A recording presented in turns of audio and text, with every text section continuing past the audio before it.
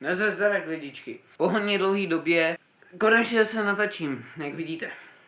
Ale toto nebude takové perfektní video. Dá se říct moje běžné video. Toto tak jakoby bude video vlastně, kde budu dělat tak jakože menší tutoriál, ale nebude to úplně až takovej tutoriál, který vy čekáte. Takovej, kterým jsem se tak trošku inspiroval jedním zahraničním youtuberem. Jméno teďka nevím, protože jsem ho viděl asi tak před týdnem, takže jméno se úplně nepamatuju, ale můžu dělat to video. A jen tak vás nebudu hnedka zdržovat. Takže rovnou vlastně můžu říct, o čem to bude. Bude to tutoriál, jak si sednout. Jo, přesně tak. Jak si sednout. I když určitě to asi nečekáte, jakože WTF, proč bych potřeboval si sednout. No je to docela dobrý content, i když ho hodně jakože youtuberů moc netočí, tak jako někteří youtubeři z toho dostávají docela hodně slednutí a docela hodně lajků odběru. A jak mi víte, já chci aspoň dosáhnout těch 1000 odběratelů. A hlavně můj sen byl se dosáhnout 100 000 odběratelů. Takže víte co. A fakt nebudu to déle jako zdloužovat, nebo já nevím, jak to mám říct, sakra. Tak jo, jdeme na to.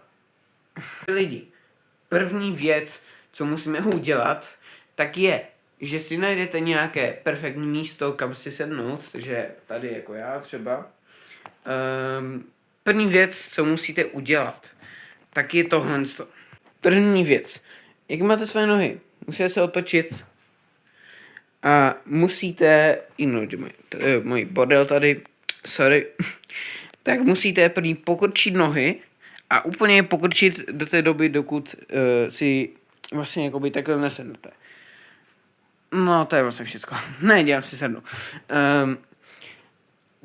Buď můžete si normálně sednout, jak jsem teďka ukazoval, anebo si můžete sednout takhle, takže tuhle nebo tuhle nohu překrčíte přes tuto a máte tohle.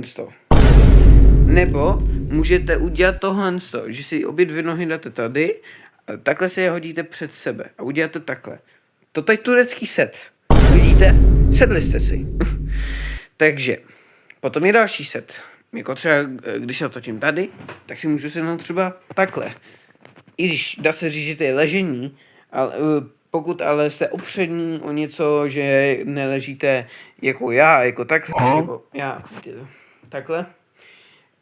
Popravdě u mě je to ležení, ale kdybyste tohle měli větší a byli jste opřední takhle, tak toto už je jakoby sedění, jak se říct. Můžete ještě takhle tak. To můžete taky. Nebo můžete, já nevím, klidně si můžete sednout i třeba takhle. Je to úplně jinak, si sednete. Nebo si ještě můžete sednout takhle. Takhle je to taky dobré. Vidíte? A to je strašně lehké, jak si sednout. Takže, jestli byste chtěli, tak můžu udělat ještě další video, ale nemusí to být o sedění. Může to být jak mrkat, může to být třeba i dokonce jak. Třeba jak. Co třeba? Co vás napadá? Mě třeba napadá, jak třeba skákat, nebo jak chodit, jak běhat, nebo jak se stát naštvaným, nebo jak brečet. Je to úplně jedno. Můžu cokoliv natočit. Jenom napište mi do komentářů a já natočím to, co vy chcete. Sedění, to už jsem udělal, mrkání, chození, běhání, ležení, skákání, cokoliv. Jenom se to napište do komentářů. I když tohle video bylo trošku kratší, tak příští videa možná můžou být další. Možná můžu točit jiné videa.